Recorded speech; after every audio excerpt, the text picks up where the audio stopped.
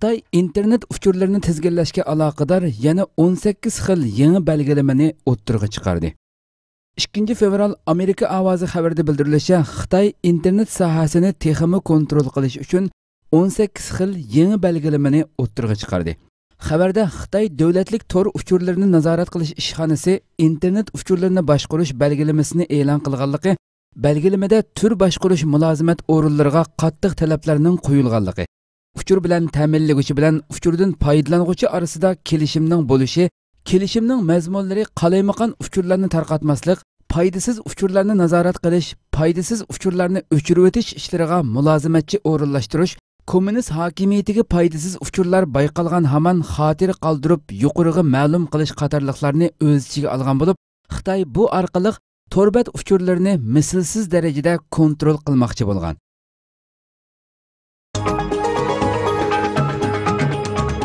Xitoy Afg'oniston doiralari bilan harbiy baza qurish haqida so'zlashdi.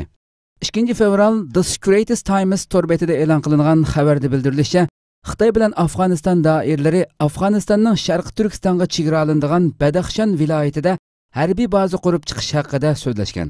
Xabarda Afg'oniston davlat mudofaasining bayonotchisi Muhammad Radmanish bayonot e'lon qilib, Xitoy bilan Afg'oniston amaldorlari Afg'onistonning Yohan koridorida harbiy baza qurib chiqish haqida so'zlashayotganligini, aslida Afg'oniston hukumatining harbiy baza qurib chiqmoqchi bo'lganligini, Xitoy Afg'oniston doiralariga iqtisod, qurol, asliha, Afg'oniston askarlarini mashqlantirish qatorliq jihatlarda yordam qilmoqchi bo'lganligini oshkorlagan.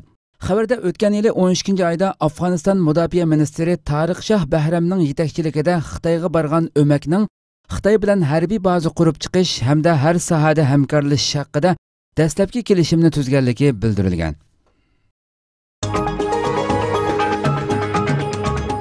Sharq Turkistonning Yakan viloyatida o'zini o'ltirib olish voqeasi yuz berdi.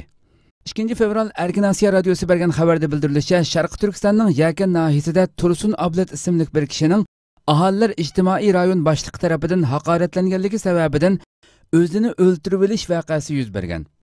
Xabarda bir eg'iz Xitoychini bilmaydigan Tursun Ablat Xitoycha davlat she'rini yodlashga majburlanganligi, belgilangan vaqtda yodlay olmaganligi sababidan aholilar ijtimoiy rayon boshlig'i Kompartiya a'zosi Mehmet Tursun Mahmud tarafidan haqoratlanish sababidan o'lib olganligi.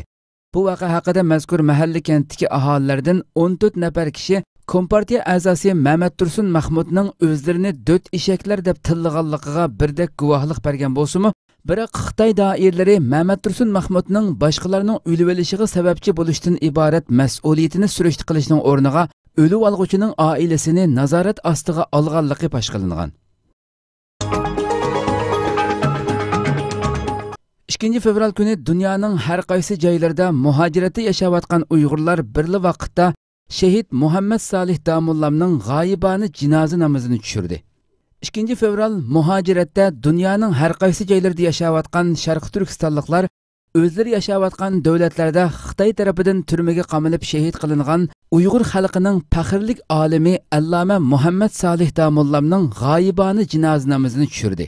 Bularning ichida Turkiyada yashayotgan muhojirlarning yig'ilib g'oyibona jinoza namozi tushirish ahvoli son va ko'lam jihatda oldingi qatorda turgan bo'lib, Turkiyaning poytaxti Anqarada o'qilgan g'oyibona jinoza namozi Anqara E'tiqod erkinlik munbiri tashkiloti tomonidan Hoji Bayram jamiasida o'qildi. Qaysariyda faoliyat qilayotgan Sharq Turkiston madaniyat va hamkorlik jamiyati raisi Seytum Turk apandining yetakchiligida o'qilgan g'oyibona jinoza namozi juma namozidan keyin Qaysariyadagi eng cho'ng jamilardan Hunat jamiasida o'qildi va Turkiyaning sanoat shahri bo'lgan Bursa shahridagi uzun tarixga ega ulug' jamiadimi Muhammad Salih hojim uchun g'oyibona jinoza namozi o'qildi. Undan boshqa Yaponiyadagi Sharq Turkistonliklarmo Tokio jamiasida juma namozidan keyin g'oyibona jinoza namozi o'qidi. Finlandiya, Kanada, Shvetsiya qatorliq davlatlardagi Sharq Turkistonlik muhojirlarmo o'zlari yashayotgan rayonlarda g'oyibona jinoza namozi o'qidi va marhumning ruhiga atab juma namozidan keyin duolar qilindi.